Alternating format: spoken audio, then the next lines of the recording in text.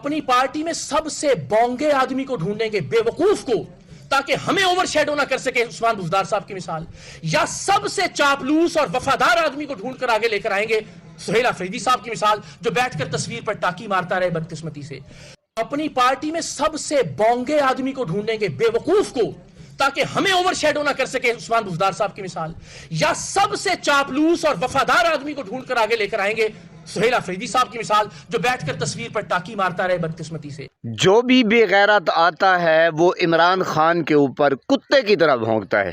जो भी बेगैरत आता है वो इमरान खान के ऊपर तनकीद करता है। उस बेगैरत को ये नज़र नहीं आता, जो बेगैरत आता है वो इमरान खान के ऊपर कुत्ते की तरह भौंकता है। जो भी बेगैरत आता है, आप बड़े बड़े चैनलों के ऊपर देख लें, जो भी आ रहा है बेगैरत वो इमरान खान के ऊपर कुत्ते की तरह भौंकता है। उसको ये नज़र नहीं आता कि पाकिस्तान की अब हालत क्या है, कानून आइन इसको छोड़ दें। उसको ये हालत नज़र नहीं आती कि गरीब के ऊपर क्या जुल्म हो रहे हैं। उसको ये नज़र नहीं आती कि ये जो आए थे महंगाई मुकाओ मार्च लेकर, अब महंगाई कहाँ पे है, इशिया खुर्द नोश की चीज़ें कितनी महंगी हो गई हैं।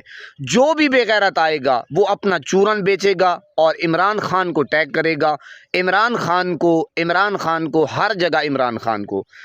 उस बेगैरत को ये नज़र नहीं आएगा कि अब हालात क्या हैं, या ये जर्नेल जो है ये क्यों 8 फरवरी का इन लोगों ने इलेक्शन चोरी किया, किन लोगों को दिया, फिर 9 मई कैसे करवाया।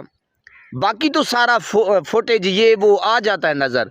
क्यों उनके फुटेज गायब हैं, क्यों वो फोटो जो वीडियोज़ हैं वो क्यों गायब हैं, क्यों नज़र नहीं आ रही। जो भी बेगैरत आता है मैं तो बड़ा हैरान होता हूँ, यकीन करें। उस बेगैरत को ये नज़र नहीं आता कि पाकिस्तान के अंदर हालात क्या चल रहे हैं। ठीक है, आप अपनी पार्टी बनाएं, अब ये बेगैरत अपनी पार्टी इसने खड़ी कर दी है। तेरी औकात तो ये है कि तू मेरे मुकाबले में आ जा, मैं खान साहब के ऊपर नाम के ऊपर मैं वोट लेता हूँ, तू बेगैरत सामने आ जा, तेरी औकात का लग पता जाएगा।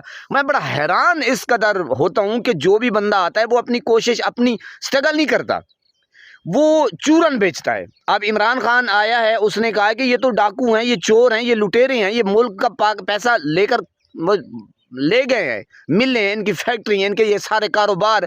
अब जो जर्नेल हैं उनके बारे में उन्होंने कहा कि ये जहां देखें आप ये सोसाइटीज़ बन रही हैं जनाब, DHA बन रहे हैं, फौजी सीमेंट, फौजी फर्टिलाइज़र, पता नहीं कौन से दूध, पता नहीं क्या क्या। वो तो साफ साफ जो हकायक हैं वो उसने वो रखे हैं।